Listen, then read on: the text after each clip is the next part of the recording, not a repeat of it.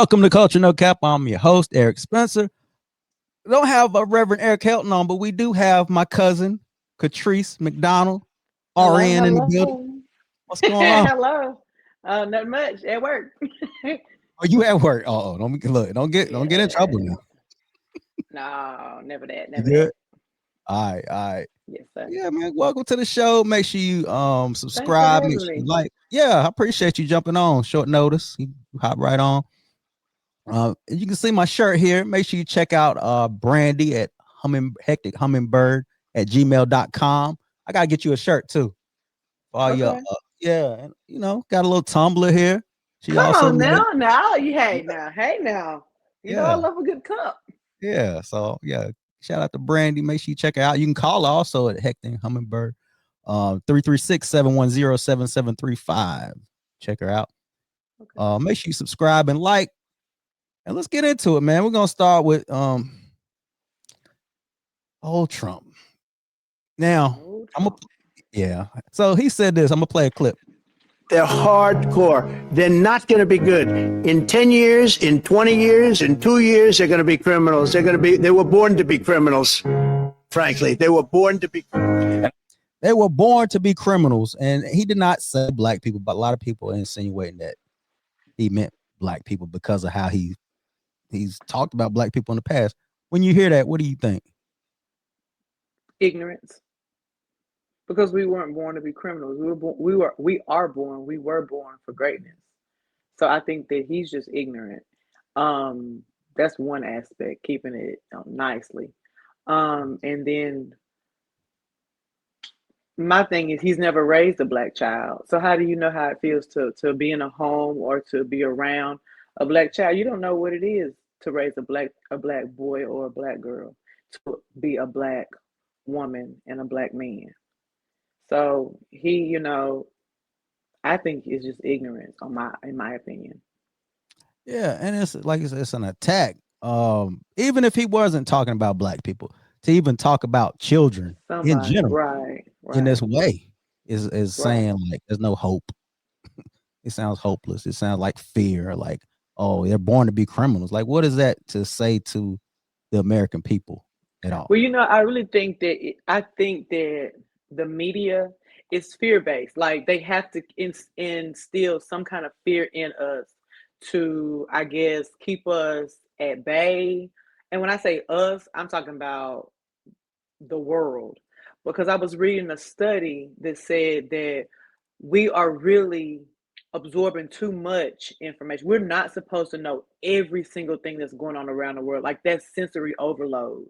And Mm. so like we're really doing ourselves a disservice by knowing, because I remember when I was a kid, like I didn't know half of the news that I try not to know now. You know what I mean? We didn't have access to all that stuff. And it just didn't seem as stressful. And maybe because we were kids and our parents had to deal with that level of stress. But I still don't remember it being pushed out to us in a, as it is now. And I Yeah, think that has a mental on us, and also our children. Like they see what we see.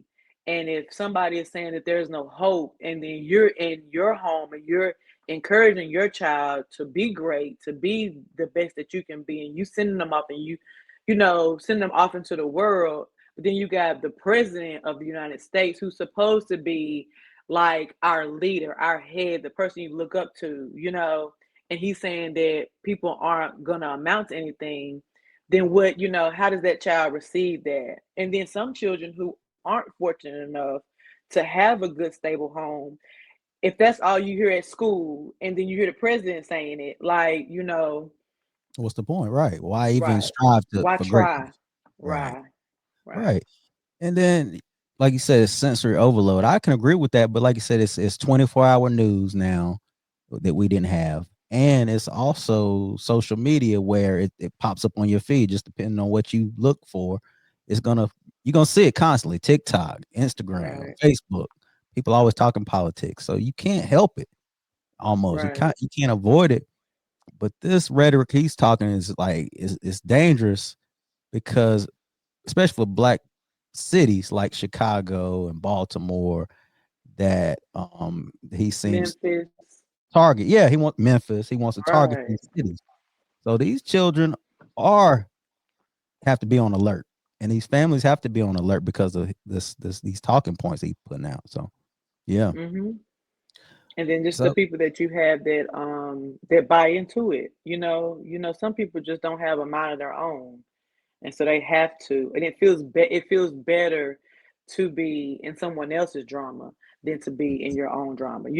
Like you don't have to deal with that's like to me like an alcoholic or somebody who abuses drugs. It's easier for you to do that than deal with the problem at hand. So that's how I feel about it. yeah, and the problem at hand with him is the economy, Right. the Epstein files that they won't release. Um, he our got a lot um of our our problems. school systems, I mean, like, to me, and I guess because of my sister being an educator, that my baby wants to go into education, and then you look at the school system around here versus where you all live, it's totally different. Like, I live in a poverty stricken area, so our school systems, like, are where they're not funded, or they don't have the funding as a school that, you know, maybe a private school, I guess. I don't know.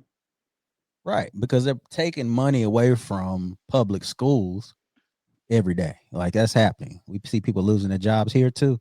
Right. It's all over. It's all over. And but you want the kids to be, you know, you want your kids to be great and educated, but like you start to think like with all the funding gone, can you really expect them to be great in the situations that they're in when they're Right. taking away all these special education programs, for instance?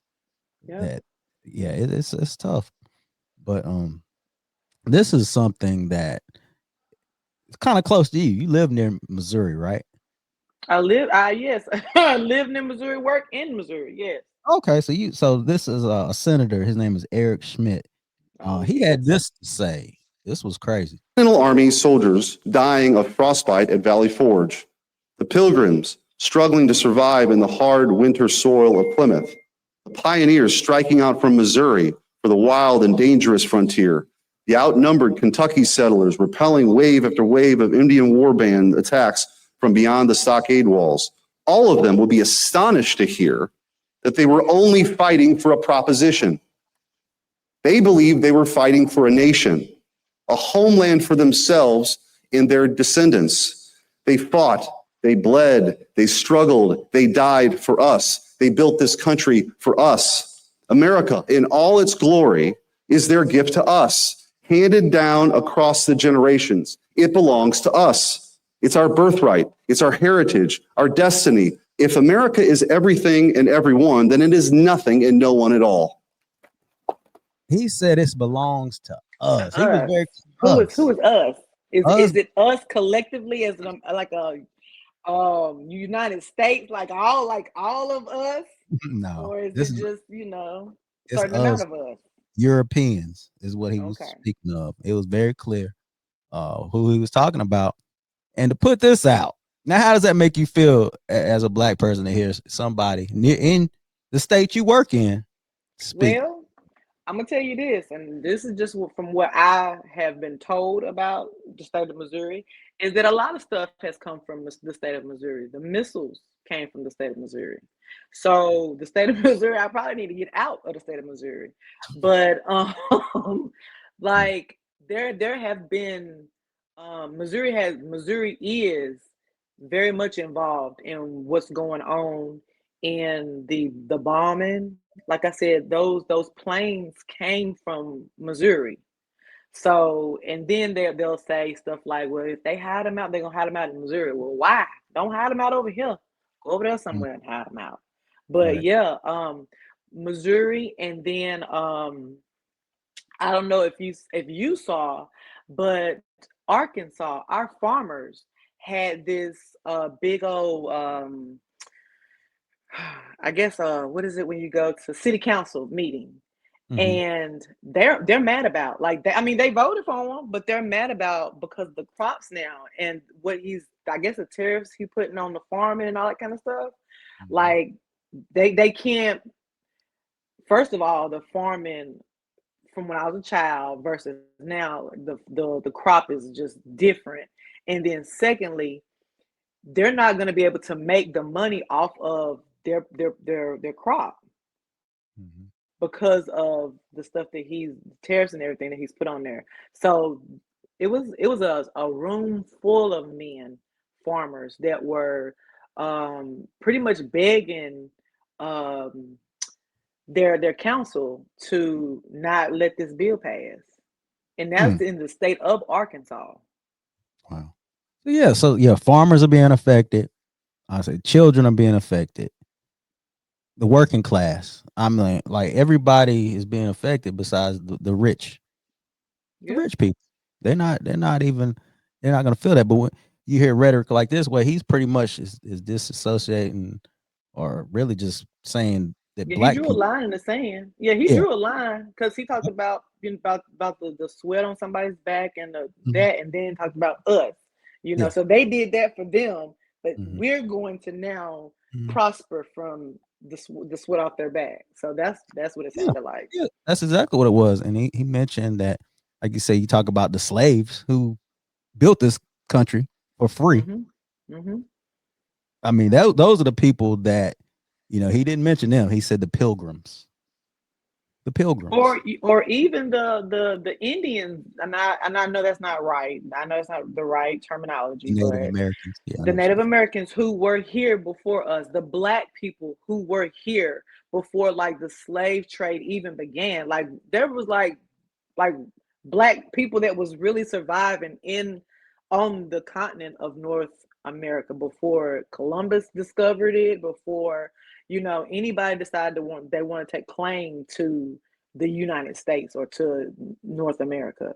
But there were black people doing everything. And I may I don't know, I'm gonna say it, but you know, I believe that we will get back to the time that, and I told my daughter this, I believe we're going to get back as a black community. We're going to get back to bartering because it's going to be where we probably can't afford certain things or people in our community can't afford certain things.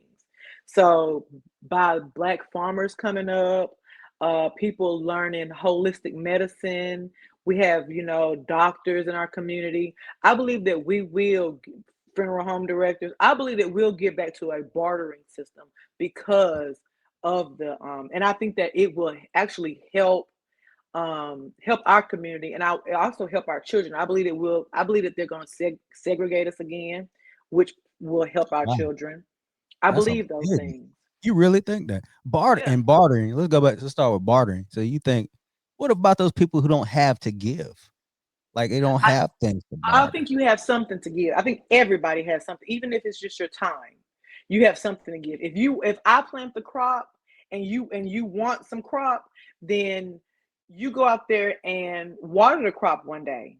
You do something to maintain, help that crop out. That's your time that you can't get back, but you still get these sweet potatoes. You see what I'm saying? So you might Yeah. not have the money for it, but you tilled to my garden, you tended to my garden, you did what I needed you to do for this garden. So I think that, and then you do have some people that are just greedy and just gonna do it above and beyond. But I believe that when it comes down to it, once you start going back and forth, then you'll get the understand. It'll be like a unspoken dance or untalked about dance that happen between us and the black community. Because I really believe it's happening now. Just to be honest, I believe that we are coming together silently, but collectively. If that makes sense, ain't nobody really saying it, but it's Mhm. happening. But you see it happening, and you live in a community that's majority black, Mhm. right? For the most Mhm. part, so Mhm. you can kind of see it firsthand Mhm. what's going on. So I mean, I ain't now when you say segregation, I'm gonna push back Okay. on you in that because that's what they want as well. I mean, that's what Okay. Trump is pushing for. But when you say that's what you think is going to happen, or you think it's by design, and you think it'd be better that way? You think it'd be better for us as a community? Talk about it. I do. Okay, so there are two things that well, I think it's two things. The first one, I remember my grandmother. My grandmother was one of the teachers. We had an all black school here. And when they, in 1960 something, when they, or 70, when they segregated the schools, she was one of the teachers in her 20s to go over to the high school, the white high school, and teach. So that's where her job was at the white high school. And the community that she felt like she left, because there were still students that had to stay at Harrison to be taught. Um, Everybody didn't come over to Blavel High at one time. So the few that did, when they came over, she lost her sense of community. She kind of lost her sense of self, because in the black community, in the black school, she was told, you can't come in here dressed any kind of way. Your parents can't come in here dressed anyway. Your children have to maintain a certain type of, and if they can't, you're responsible for them. But when she got over to the other school, it wasn't that community. It was just like everybody for everybody. Do what you got to do. If they ain't get it, they just won't get it. So what? That kind of situation. Um, and if we'll go a step further, our HBCUs were started by white men. Every HBCU was started by a white man or a white person. And that was to keep you. And now that I see my sister went to an HBCU, my cousin, and now my child is going to HBCU, I see that sense of community. Like if Kenda is not doing what she's supposed to do, it's a lady there, she'll call me. If she's not doing, or if she I hadn't seen Kenda on campus a couple of days. Okay, Miss Joyce, she been at home a couple of days. Stuff like that. They look out. And I think I know I'm talking a lot, but I'm passionate about it. But I look at, like, when they talked about Black Wall Street and how thriving that was. We was segregated then, and we was thriving. And the reason why the reason why there is no more is because we were doing so well, and they couldn't take it. Mm-hmm. So let's burn it down and make them conform to what we say do. Yeah. So I believe that segregation, and I'm gonna say this, and it's also something that my grandmother taught me. Segregation never left, and the way she said you can tell that segregation never left is because after everybody was all segregated and shaking hands and la la la and blah blah blah, when you went to church, everybody went to their black church and everybody went to their white church. Mm-hmm. It's not until here recently that the churches have become non-denominational and everybody has combined. So she said segregation never really left. And when you look at it, and because church is supposed to be where you give it all. This is your place where you lay it down and you're vulnerable. And if you're not vulnerable in front of the others, then on both sides, black people being vulnerable to whites and whites being vulnerable to black, then you're still segregated. You're still divided. You are. And that's called, they call it de facto segregation, where it's not law, but people just choose to segregate themselves. And we talked about on this show, but we've talked about it before, like how integration hurt the black community. It hurt the black community, like you said, the community aspect of it, just being self-reliant, supporting each other, whether it comes to business, like you mentioned, HBCUs. A lot of people, when integration happened, they gone. They going to a predominantly white school. Mm-hmm. I mean, that's just what it came down to. Restaurants, black businesses, black restaurants thrived during integration. Mm-hmm. Then you have white ones. They like, oh, the white food's probably better. Like they thought white was better. That was that was the whole mentality that it destroyed entrepreneurship within the black community. We see it now. And I wasn't going to jump to this, but I want to ask you something. Have you heard of a clothing brand called Actively Black before? No. Okay, so it's a good clothing line. I've bought some things from them before. But the owner, he had an issue with Ralph Lauren. Ralph Lauren has launched a campaign for HBCUs. I don't know if you've heard about it. They're partnering with Spelman and Morehouse, and even they're talking about Oak Bluff, which is a community at the black area of Martha's Vineyard. Like it's a big deal at Okay. Martha's Vineyard. Okay, Like they cool. put together a whole campaign, a whole clothing line. But the guy from Actively Black, he noticed that people aren't complaining about the prices of T-shirts that are $100 that are Ralph Polo Lauren. t-shirts. Right, Right. right, But, yeah. but he's noticed that they complain about his T-shirts, which are made from 100% cotton from black farmers. From black That's farmers too? yes, Actively Black. Look it up. Actively Black. Okay. Make sure you check them out. Good. They have good product. But my only argument was that Ralph Lauren and Polo is an established brand, to where Actively Black is a newer brand. But do you think they should have the same support as a Ralph Lauren who's trying to donate and give back to or give to the black community? Okay, well, I'm gonna ask you this. I'm gonna answer it and then I'm gonna ask you a question. Mhm. I'm gonna ask a question. I think that in any way that the black community can, even if you buy a cap, like buy something that would help push this person, because you know you don't know what seed you are sowing that could come back to you. That's my first thought about it. And then my other thought is um gosh, you asked me a question and I was going to answer the question. Mm-hmm. Should they get the same support? I think maybe. No, it was about it was about the polo and putting it in there. Oh, so about Ralph Lauren and contributing to these schools, or sponsoring these schools or coming to these schools. Mm-hmm. Okay, so I feel like it's a cliche, and this is two reasons why. First reason why is Hennessy. Second reason is Cadillac. Okay, Hennessy is operated by white folks, right? Mm-hmm. But Hennessy but they know that black people love Hennessy, and so they target black people. Hennessy. Okay. Okay. My second one is Cadillac, and I don't know, how many people know this, but at one point Cadillac was the underdog. Didn't nobody want no Cadillac back in the 60s and all that kind of stuff, and all that, or 50s. Nobody wanted Cadillac. No one heard of Cadillac.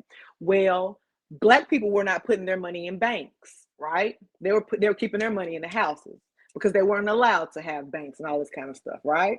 So when Cadillac started dropping, who supported Cadillac? Who went and bought Cadillacs? The black people who had money, because they had money in the house, because the banks had collapsed. So they brought Cadillac back up.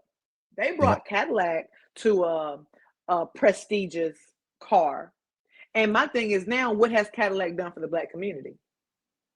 I mean, they have people in their office and I'm gonna tell you, they have people in their office, black people in their office, that design cars that they say are appealing to the black eye. And that makes me kind of mad, because it's like you're selling you're selling your soul in a way to me.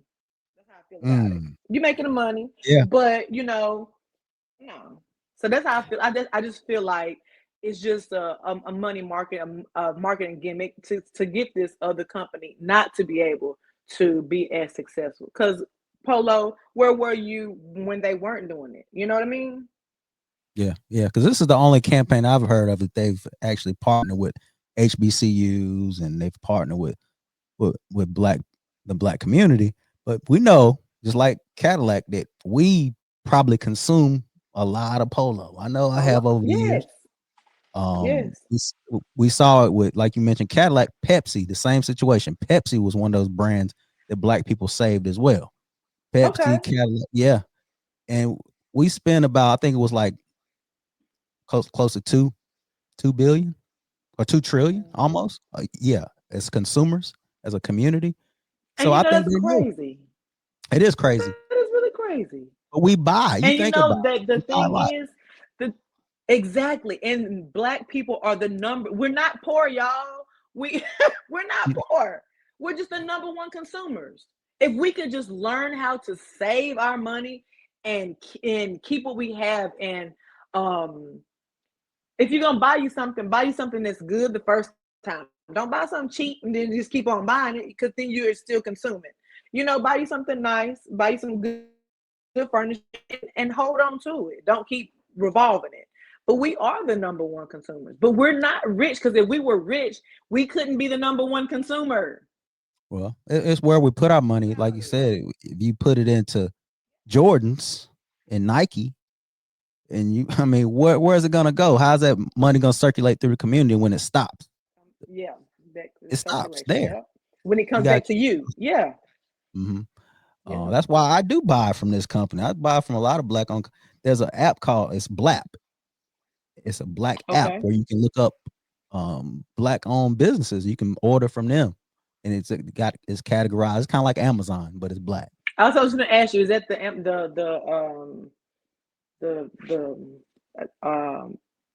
one that was talking about was like Amazon? But yeah, Yeah, I heard yeah, of it's that. called Blap. Yeah, it's a good app, man.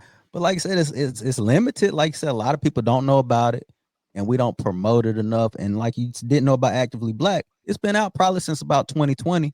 Because a lot of people were Oh looking to spend their wow. black dollar in during George Floyd. People were looking to spend that black dollar and keep it going back then. And we kind of lost some, a lot of people like Target kind of reneged what they were going to do. So now it's time to kind of look at these other companies. Like you said, Ralph Lauren, it's great they're doing that, but what about the future? I know they're supposed to contribute so much money throughout the year to Hmm. HBCUs, but we'll see. But my question is, why did you pick those HB? Why didn't you pick HBCUs who are struggling?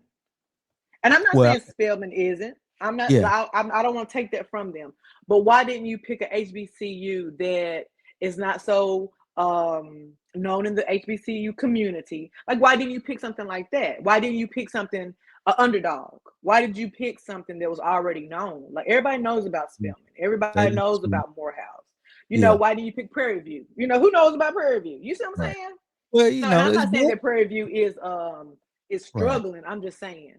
Well, it's branding too. Like everybody knows about Spelman. Even white people know about Spelman. Okay. White people So know it's about safe. Morehouse. So it's Yeah, safe. That's what it is. it's It's not safe. that you It's really safe. want to help. It's known. It's people. A lot of people know it, and it's like it's one of the. They're private. As far as I know, they're both private institutions. I think I most HBCUs are private. We got a few public here. Okay, because one's in here, the ones here are private. Yeah, yeah. Yeah, But I think yeah. it was a money thing. I mean, they probably looked at the colors. They probably looked at the area, Atlanta. I'm sure they Okay. put some strategy to it, to looking at those. So, but yeah, but we'll see. I wasn't gonna bring that up till later, but yeah, that's a good point though, because make sure we do support these groups, Yes. these And your these black local owned people in your community. You yeah, know, yeah, just like the like our reunion shirts. That was a black man that made our reunion yeah. shirts. I mean, and he has a embroidery machine. Like he's cold, Hmm. cold. I Yeah, mean, you know. yeah. Where you can support, but again, what we do is it takes one time for a black business to mess up, though. That's the problem. One time, you get one shot. Sometimes with the black people, yeah, I ain't fooling with them no more. Right, But there right. go McDonald's can mess up your hamburger. You're gonna go back again because they'll Go get it back right. every time. Right. We got to get out of that. Like it's not. We gotta show each other more grace. And I Yeah. think that comes with I just feel like all that is institutionalized. That's something that they and I'm sorry, I should say they, but that's how I feel. But that's Mhm. something that was programmed into us. Like, white is right. I mean, I'm sorry. That's just how it is. Or when you see, like, when you even look up white and black in a dictionary, the connotations and the words that they use, dark, demonic is black, but Mhm. angelic and free spirit and light and Sure. is Yeah. white, pure. Right. Yeah. And that's, those are the things that it definitely is the lingo that goes along with it. I feel Sure. like. Well, speaking of lingo, lame. The word is lame. Lame has been associated No, no, with Russell Wilson no. for a long time. I'm trying to figure out why Russell Wilson has been successful. He's a family man. He's an athlete. He's done all of the right things. But people say things like this. Listen to this. Go back to, but he's a loving person and a great husband. I didn't say he's not a great husband. It's amazing what he's doing with the future. Like, the dude is a good human. He is lame still. I don't know if anybody doesn't understand. They're not running me off of this point. Lame is an opinion. She even said it. So who's saying? Because that's their opinion. Yeah. She's from Atlanta. I'm from Atlanta. She wasn't going to date Russ back in 2000. Time came forward. She evolved to dating the lame dude. He is a good person, a good human being, but the dude is lame. Y'all know what lame is, bro. You know how many people? I'm not putting nobody else in my boat because I'm peddling this by myself. I've talked to a number of people that's like, bro, you're right. He's not like that. He's inner city Atlanta dude is not hanging out with Russell Wilson. So the inner city Atlanta dude is not hanging with Russell Wilson. And I would say Russell Wilson is not going to hang with the inner city Atlanta dude by choice. So, but he said something that really stuck out with me. what did he say? He said something about Sierra. He said 10 years ago or something, she wouldn't have dated him or something like that. But you know what? Him being lame to me is contributed to her. To me, happy life, happy wife, happy life. He's making this woman happy. You can tell she's happy. We have really seen Sierra go through dating phases. We've seen her with Bow Wow. We saw her with 50. We saw her with Future. And every okay, if you just think about her and just think about pictures of her and look at the picture that she has right now. A woman will, especially a woman a man she loves, will conform to we'll start taking on his lingo, after a while, talking like him and all that kind of stuff. And then we'll start looking like him. Now, when she dated Bow Wow and Future, I'm gonna say Future because Future, to me, she dated when she was grown, or she was with him when she was grown. She was dressing like, she was dressing the part of the man she was dating. Now you see her and to me, she looks like I am in a soft girl era. I don't have to worry about if somebody gonna come up and run up behind me and tell me that they screwing my husband and I'm 9 months pregnant. Like, to me, he's not lame. He is a product, or he is showing that I have a happy life and a wife at home, a happy family at home. That's what he's showing to me. That's what that says.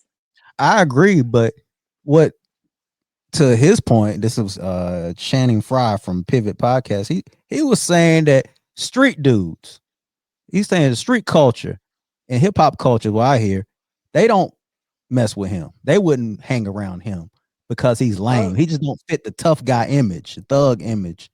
And I agree, he don't, right? He doesn't, but why does he have to? Yeah. Why? Like that's a lot of programming. Get out of that programming. The guy who said it, like street life, thug life, street. I was gonna say another word, but street person. Like come out of that lingo. Come out of that mindset. He wouldn't hang with us, or he wouldn't hang well.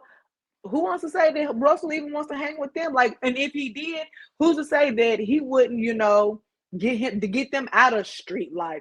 Some people are in street life not because they wanted to be, because they had to be, or you never know how somebody's upbringing is. So what if he, what if, and I know if was a fifth, but what if he did go around street guys and hung out with them? Like, would besides this man right here that said it, would they treat him any different? No, I don't know. Maybe because he would try to be something something that he's not though. Then he'd be So what you're kind of saying is he is a chameleon. he would have to be a chameleon. Yeah. Couldn't he be Russell in that setting? Because that's not who he is. I don't think that's who he is. I don't even think he probably listens to hip hop. He looks like somebody might listen to Maroon 5 or somebody, Nickelback. But what I'm saying, He does. is, Nothing wrong with it. okay, cool. Okay, that's fine. But when you put him with NWA, you set him in a room right now with NWA, right? Like them NWAs right now. Mm-hmm. Why can't he get along with them?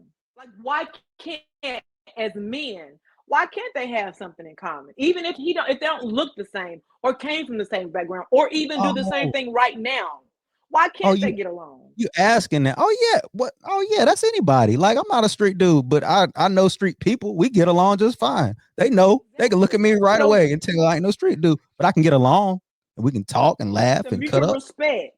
Mm-hmm. Mutual respect. So my thing to the brother who said it on another brother, why can't he? Why can't he go and we do it everywhere we go, we do it. When you're at school, you act different than how you act at home. When you're at church and at work. So I'm pretty sure that he wouldn't be all softy soft, hanging out. But I'm pretty sure, I would hope that he wouldn't change his character. He wouldn't be all mine, when he really ain't like that. Right. You know what I'm saying?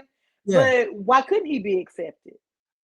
But my argument is like I think the world needs more lames. Period. I mean, They need more people like Russell Wilson who taking care of his family, who's not into thug life. He's not into street life. He's not into none of that.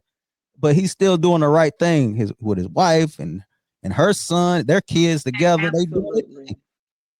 Like, Absolutely. bring on the lames. Like I think our culture has been so caught up in the street culture that we feel like that's black culture now. The street culture is not black culture. Exactly. Exactly. And and I think a lot, like I said, it's the lingo. And like now women are talking about, baby, I'm gonna live a soft girl life. And the only way we can live a soft girl life is if we have a lame. I'm sorry. A lame.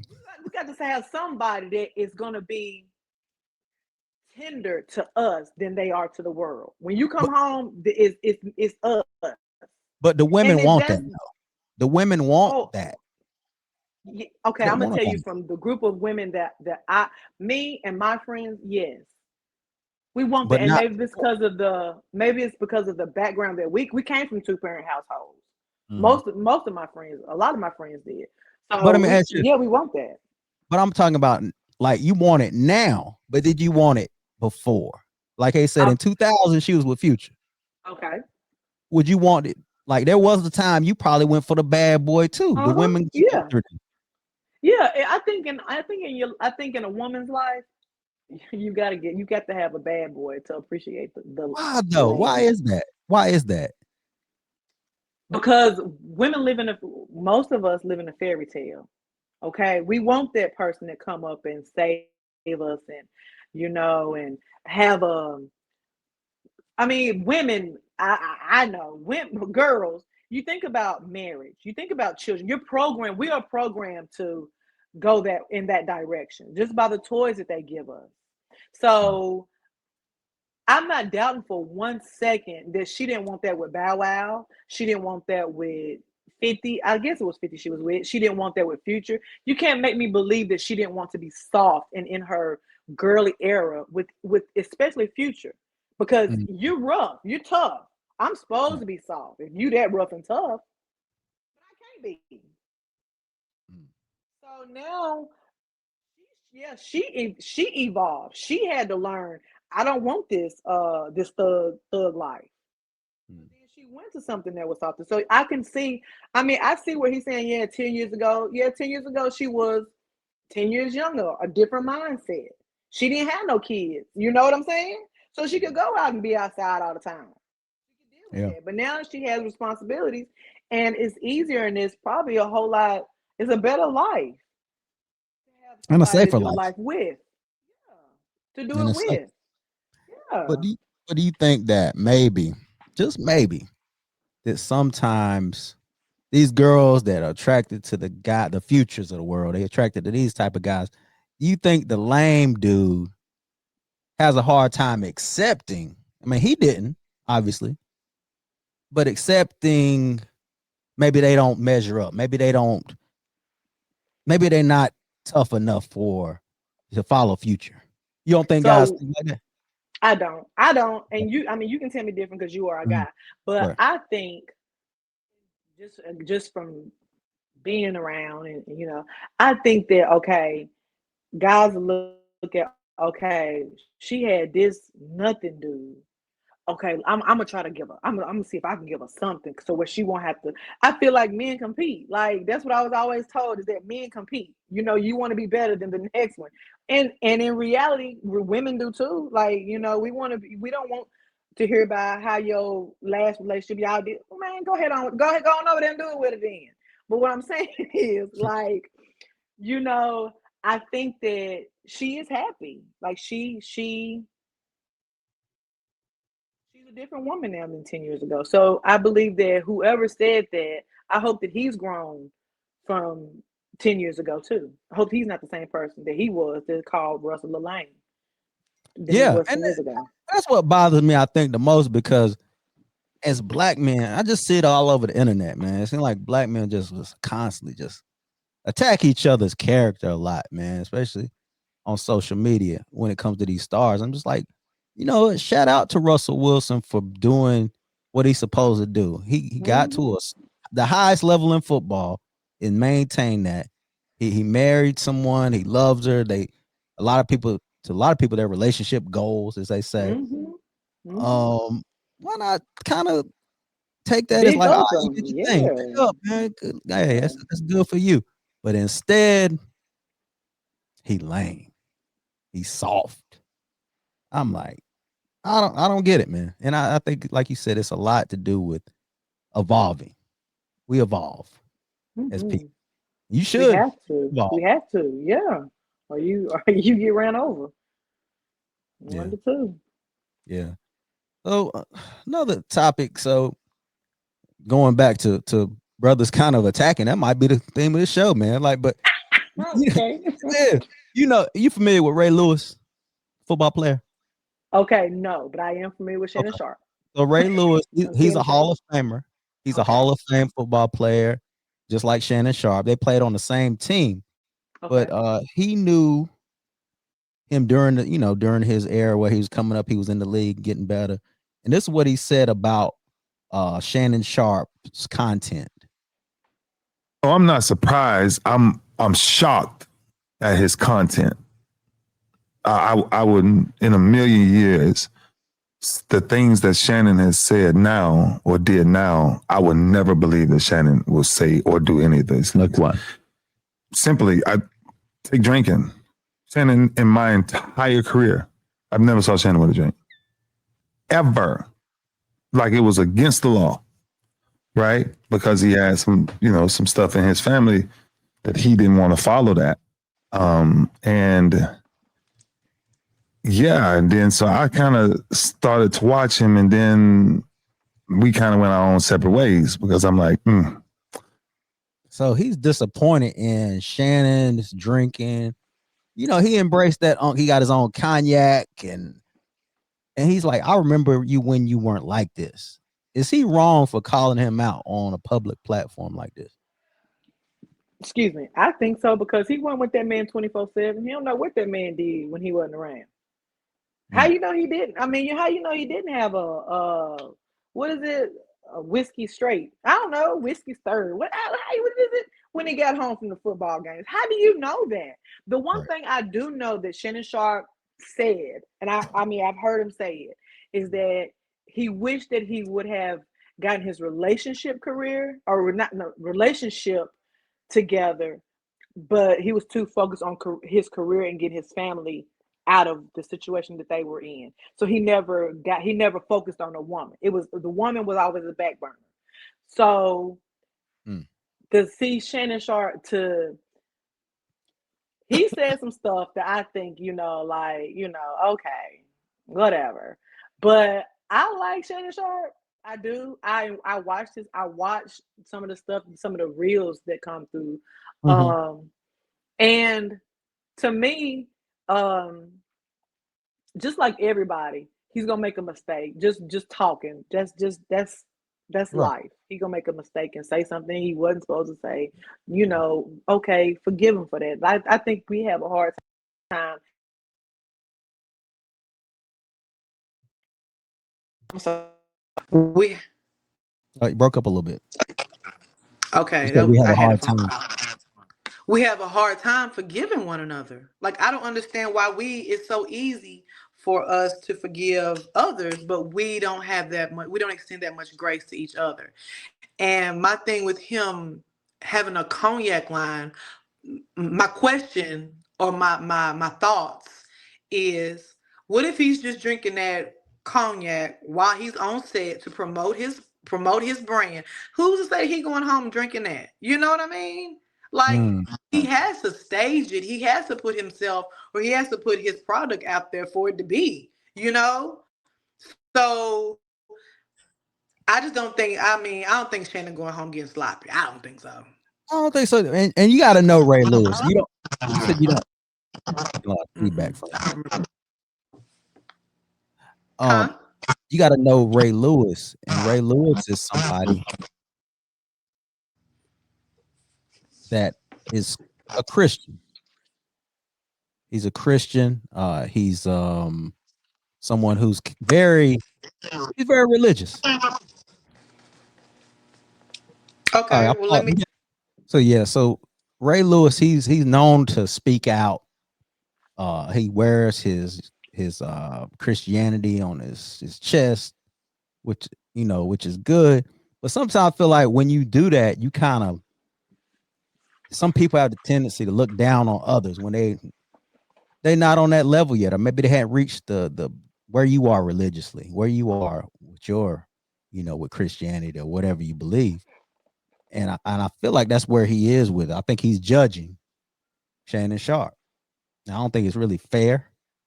I definitely don't think it's fair to call him out on a platform.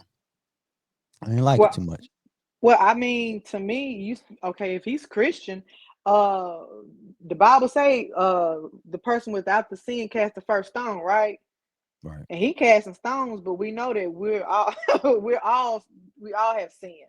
So him calling, I mean, I'm pretty sure he doing some sinning, and his sinning ain't no better, ain't no better or worse than Shannon Sharp's sin. And nowhere in the Bible does it say drinking is a sin. So let's go there. Being drunk. It really Being talks drunk. about being drunk is Mhm. is a sin, but and it also talks about more of the things that come out of your mouth that's foul than what you put into your mouth. So with him saying that, he might need to go back and do a little bit more studying, in my opinion, Mhm. and really probably humble himself because like I said, you're a Christian, and if that's what you're standing on, then you have no right to call him out. If anything, then call him and talk to him about, hey brother, I see you doing this. Are you okay? Versus getting on somewhere where you can get recognition. Yeah, it's a code to it, man. It's like I said, it's bro code. You don't put just call him up, and be like, hey man, I don't like how you moving. I don't like what I see. Just maybe you should, And my thing is, why does it matter to you? why are you I worried mean, about that this? like, why are you so worried about it? Are you mad because you're not doing as good as he? You're not as successful as he is still now? Because, like I said, I don't know who Ray Lewis is. So, is he doing some kind of show? Is he doing some kind of commentary somewhere?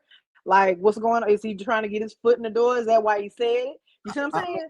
I mean, Like, he's accomplished. I think he does speaking engagements. He's more giving, and I'm not sure he's much into capitalizing like Shannon is, a capitalist. But he's giving. He's more into, like you said, religion and stuff like that. And see, I hear what you're saying. But when people talk about, like you brought up, like maybe he just hating, maybe he does really care. I don't know. Maybe he cares about what's going on with his brother. Like maybe he's like, I don't like it, but maybe he shouldn't have said it publicly. sure. I mean, and to me, you care. I know that you care. And Right. when something happens with us, you call. Right. Right. So it's we ain't got to take it to nobody else. We can have a discussion between us. So to me, if they were like he's saying, or trained that they were whatever, then it should have been a phone call and not like you said, another black man on social media. We already got enough people down to black men. We don't need another black man or a black woman for that doing that. Like and I'm for both black men and black women. Like I really believe that we should get out of the what's the to me it's like a fad now where black men are telling black women how to be a woman and black women are telling black men how to be a man. Man, you can't tell me how to be a woman. You've never been a woman. You see what I'm saying? I can't tell you how to be a man. I can only appreciate you as a man and what I do like about you, glorify those things and acknowledge and appreciate those things in you. The things that I don't like is I can do three things. I can tell you about it and you can try to change it. I can stay and shut up or I can leave. But to me, if we're on that level, if we have that kind of bond, nothing should be taken to somebody else. There you If it's go. between me and you. Yeah, and that's where he crossed the line. He crossed Yeah. the line when he did that. If he said, I talked to Shannon about this, and maybe he's not, accepting my call, or maybe I still think there's another way to do this Yeah. other than this. Yeah, for But yeah, sure. speaking of that, this guy, Young Thug. Know you heard about the phone calls being released. It's been a lot of calls. It's a call every day to get released. Every Okay, single day. Young Thug. It is, but he's saying a lot of things about he's snitching a lot. He's saying, talking a lot about how people look and talking about their careers. He sounds like, I hate to say, like a little girl a little bit on here. Well, Talk, I don't know if it's like a little girl, but it little sounds like guy. he sound like a little Mitch. That's what he Yeah, sound like. he Yeah, he's do. like a Mitch. Cause why? What's the Yeah. point? Like, what do you get? What did he gain from that besides public whatever? But you didn't gain anything from it. You didn't internally. What did you get from it? But you gave somebody else. You don't know if you don't know if you're feeding into somebody's insecurities. You don't know what that person might have going on that day. It really is beneficial to just be kind to people. You don't know what they have going on in their mind. Yeah. And we don't know what's going on in his and being locked up and all that kind of stuff or whatever. But like you got a bigger fish to fry. Yeah, and you get out, you beat the case. Like you should Oh be yeah, okay. celebrating. He beat the case, but then he Okay. gets out. And I don't think, and what I will say is I believe that the record label has something to do with getting these tapes released. Because I don't think they really want to pay him anymore. I don't think he's the same. And I think they want to get out of paying this man. And what better way to discredit a gangster rapper than to put out that he's a snitch? That's my theory. Yeah. That destroys him. Yeah. Yeah. You lose street credibility. We talked about how important street credibility is. You Go over there the with worst. Russell. Yeah, you might as well be the lame with Russell. Go hang with Russell Wilson and lame out together. Listen to some Maroon 5. He's For so real. silly. Yeah. I mean, I don't know. Like I said, I'm not a street dude. The code, it seems silly to me that you would even like trust people that in a criminal activity to be loyal. Right. That's just my logic. Right. But it's out. Like it's out. And I called a guy earlier and I was like, hey man, how you feel about shout out to Stinson? I said, what can Thug do to get his career back on? Guess what he said? Nothing. Absolutely nothing. He said it's But over. okay, it's over, right? Mm-hmm. Okay, now that it's over, now what does he do? That's what he said. There's nothing he can do. I mean, you got to have a job somewhere doing something. I mean, maybe a podcast. We know he liked to talk.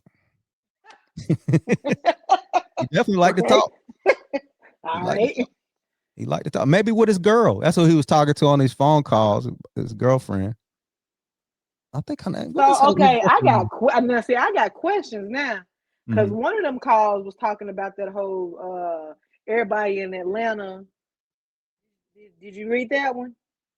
Everybody in Atlanta. What? No, I didn't. He said something about everybody, all the men in Atlanta taking it in the butt. Ooh, I Yeah, missed that one. yeah. He was Oh, saying it to his girl too. he tweeted that. He Oh, typed that out, or tweeted, wow. or Instagram, or Snapchat, something. But yeah, he typed that out. I ain't know that. Yeah, he said Um, that everybody in Atlanta, all the folks in Atlanta taking it in the boot. So it See, don't matter. why would he put that out? Like, I'm just saying, you Cause got to walk the streets. now the thing is are you taking it in the booty too? You letting us know you taking it too. I mean, he did wear a dress a few times. I do know that he did wear a dress, but I don't know. I don't know why he would even. He just talking way too much, man. Way too much. You think he was trying to outshine Woody? Because Woody is now on that Papa Balloon stuff and got Like, with what's their name, Shamar? Or you think he trying to outdo that? I don't know what he's at. He's really just making himself look bad. He put out bad music lately. It didn't sound good, and now he's just putting out. I mean, now these tapes. He don't have no control over this. The tapes Okay. being leaked, but it just I don't know. Maybe Stinson. Shout out to Stinson, the guy I talked to. He said there's nothing he can do. I'm gonna say the same, unless you get a podcast or something. Maybe Maybe. the music. Don't nobody. If your music is based on you not snitching, you being a gangster, you being real, you being all these things, but we got video, we got recordings of you not being real, being fake, ratting, snitching. Nothing you can say. You're not credible no more. Not credible. Your street credibility means everything in the rap game. Right. Yeah, Gone. everything. And move on to some sad news, man.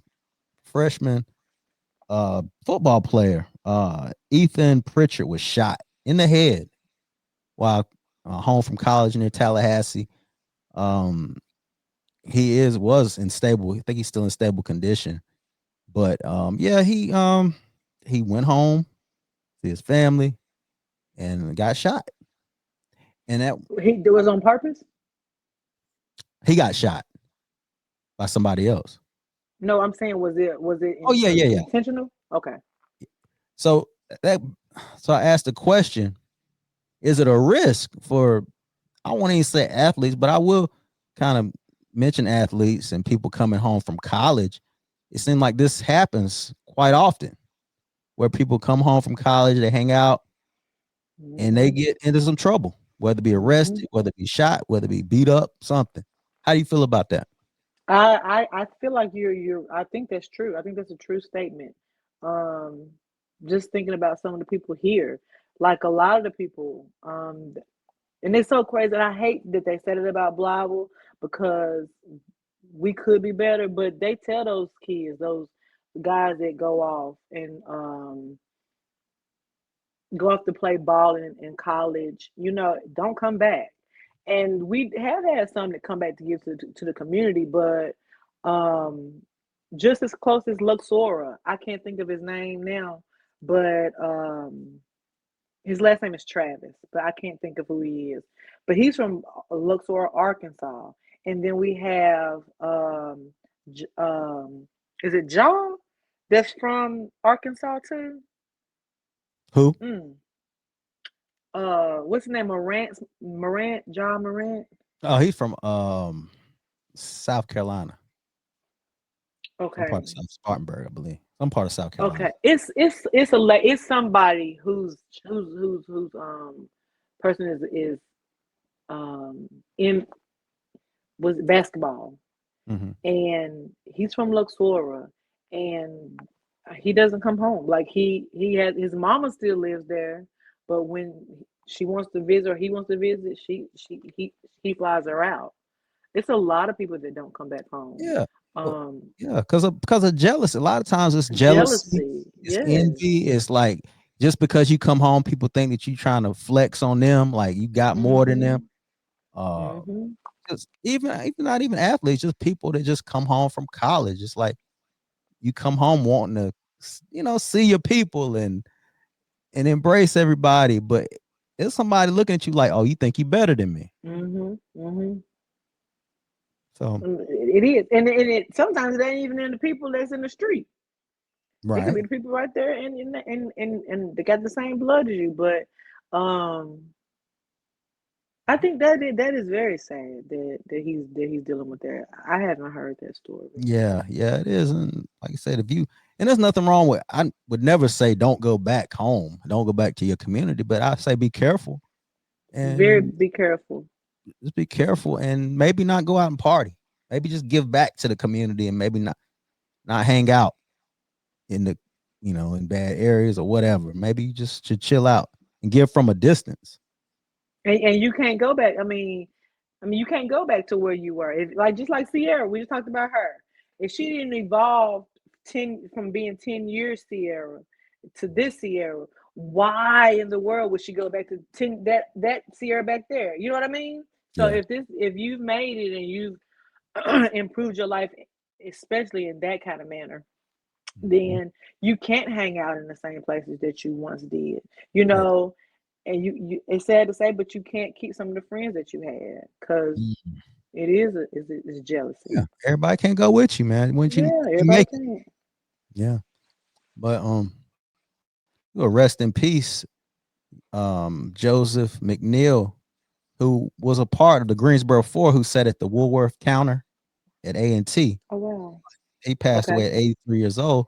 You may know him from this picture. They were at the Woolworth in Greensboro. They were students at A&T, and they pretty Mhm. much was part of the foundation of the civil rights movement. They played a big role. Um, that lunch counter is now part of museums, particularly one in Greensboro. But Okay. when you look at this, and rest in peace to him. But when you look at what Trump is trying to do and trying to take these monuments and take these historical events out of our history books and out of existence, how does that make you feel? It makes me feel a lot of it makes me kind of like well, we knew he was gonna do this. Like, duh, kind of. It's like I feel like that, but then I want to say, I look at this picture and look at how proud they look and how like they're dressed up. They look the part that they are. Um, they look like what they're trying to achieve. You see what I'm saying? They're going for, and I really believe that is where that's where we'll get back to. I don't believe that it'll be no sit-ins. I don't think we going for that, but You did say um segregation. but I don't believe it. I don't believe it would be. It's not going to be segregation in that aspect. Not to the point where we're just like desolate and we don't Where it's have forced. anything. And yeah. It's going to be a not a forced segregation. It's going to definitely. It is definitely looking like that. It is being um um a choice, even Yeah, to the maybe point it's of like where unity. yeah, and even to the point of like just coming together, just celebrating one another, it's happening. And you I mean you do that. You do a very good job of being a person in the community. Like, so Thanks. yeah, you bring a lot of people together, and it's music. Everybody loves music. Mhm. Yeah. So you do a good job of bringing everybody together. Well, thank you. So But you're yeah, welcome. that's. I mean, like you said, this is they looked the part. They They do. dressed up. And it's a lot to be said. They were trying to break stereotypes on how That people perceive yeah, them. yeah, Where now, since we broke through all the stereotypes and how people perceive us, I think the dress and how people look, it doesn't mean as much. You can show up to wherever, however. But I right. think we're getting back to a point where we need to start worrying about how people perceive us. We do. We need to raise the bar. Raise the We bar. need to raise the bar for ourselves, for each other. Mhm. If you go pick up, somebody and you can go to the store and they got their bonnet on. nah, girl, you're not coming with me with your bonnet on. You have to go put some clothes on. You know what I mean? Yeah, Yeah. and I think that if we raise the bar for each other, then like I said, it'll be so many things that I know the black community can do, will do, is doing. It's just it should be more of it. If we just all come together first of all, you Yeah. know, get on one accord and understand that we are family and we're not the enemy of one another. Yeah. That's And what I then think. I agree with you. And the sacrifices that he made and these students made, they didn't have to do this. They were probably okay. No. They didn't have to do that. They could have just been partying like the rest of the college students, maybe at the time, or just hanging out, doing, Right. doing their work, just, doing what Right. college students Doing do. what you do. Right. But they decided, you know what, we're gonna make a difference, we're gonna make a change. And I'll rest in peace to him. And shout out to Absolutely. them for their sacrifices. Um, Last but not least, I don't know, you're not really a big football person, I don't think, from what I I know. do like football because my cousin got me into the Eagles. So now, hey, I'm with it. All right, yeah. Shout out to the Eagles. Everybody knows I'm a huge Eagles fan. Exactly. Shout out to them. And we won our first game, but it came with a little controversy. Jalen Carter, he did a little. You see the spit? That spit, that little white piece. He spit. Yeah. He spit on Dak Prescott, and was kicked out of the game. The game hadn't even really started good yet. Like maybe 2 minutes in. Yeah, ain't that crazy? Why? Yeah, that's very crazy. That's disgusting. Yeah, pretty disgusting.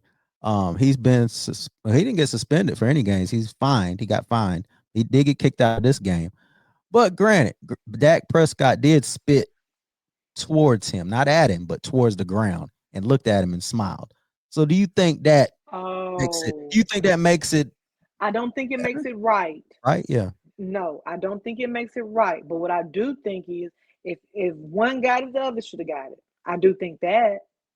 Or Yeah. He didn't if get you kicked was out. going if you was gonna not do it, then you know what I'm saying? If the cowboy player wasn't gonna get fined and whatever after game, then he shouldn't have because if it was still aggression towards him, correct? Oh yeah.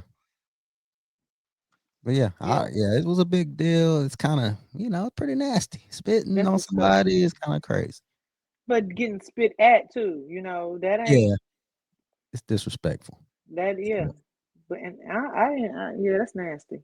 Yeah, kind of nasty, but yeah. So you're a Eagles fan now. I'm I guessing. am an Eagles fan. I'm an Eagles fan. I mean, I'm gonna tell you, I like football anyway, but I never had a team. But now I got me a team. And you got your team. You picked a good one. I'm say that. You Well, picked a good team. it's Yeah. so many things that come from Philly. You got Philly cheesesteak. You got Mm, Boys to Men. You got the mm, Fresh Prince of Bel Air. mhm. Hey, I'm Let's talk happy. about it. I know you probably didn't see. I want you to check out Boys to Men singing the national anthem before this game. Oh, Mm. don't. I don't want. If It it's was so bad, crazy. I'm not gonna look at it. You know what it was missing? You remember Mike? Nathan. Nathan was there. Mike then. Mike. It was missing Mike. Mike. Mike was the guy with the That was the baritone. Yeah. bear. It was missing him. I want you after we get done. I want you to go check it out because it was missing him. Like Nathan was trying to hit the baritone, and he just didn't Well, hit it. they did one show. I think it was Wanye's mama passed, and they sang that song "Mama," Mm-hmm. and he had a whole breakdown. I don't Mm. think they're doing a whole bunch of. They shouldn't be because they ain't with it. Yeah. I mean, do you think they should let it go? Do you think you got to say, it's over, or do you think they Yeah, should? I do. I think that you have to step back and let the new generation in. And even if you want to be like somebody who I admire, like Babyface. Mm, Even when Babyface was hot, Babyface sung background for a lot of singers. mm-hmm. Mm-hmm. Babyface was in the shadows, not being seen for a lot of singers. Babyface is so humble to me. Yeah, he's And good. maybe they need to get in that. Maybe they need to get in that mode of writing music and all that kind of stuff. Writing, 'Cause, producing. yeah, Yeah, yeah. yeah, Luther did the same thing. Luther was a background singer. yeah. He Yeah. was. Whitney So Houston was too. Yeah, yeah, Yeah, Yep. but yeah, it was kind of. I was hyped for the game, but that national anthem, boy, they tore that up. Whew, they tore it up. Now I got to go watch it. Yeah, you got to go watch. Well, man, I appreciate you coming on here, man. I thank you because it was short Thank notice. you. Message, Reverend Eric took a vacation. Shout out to him. He took a little Okay, vacation. then. That's Yeah, well deserved. yeah. He gonna talk about. I'm sure he get on the show. It's pretty cool. Next pie, he gonna talk about what happened. He did something pretty big. So yeah, Okay.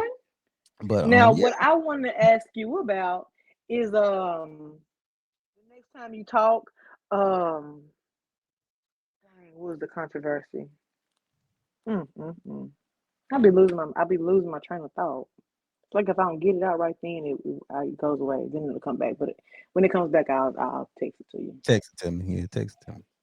But yeah, you got anything else you want to get off your chest before we get out of here? No, I'm good. Had a good time. I Hmm. had a good time, man. This was good. This was really good. So yeah, we'll get together again. You know, I have you All back right. on. I try to All get you right. a little bit more notice at least. Try Okay, to. that's cool. All right. I love All you. right. Thank you. Love you too. All right. That's been another episode of Culture No Cap. Make sure you subscribe, like, comment, do all the things. Peace.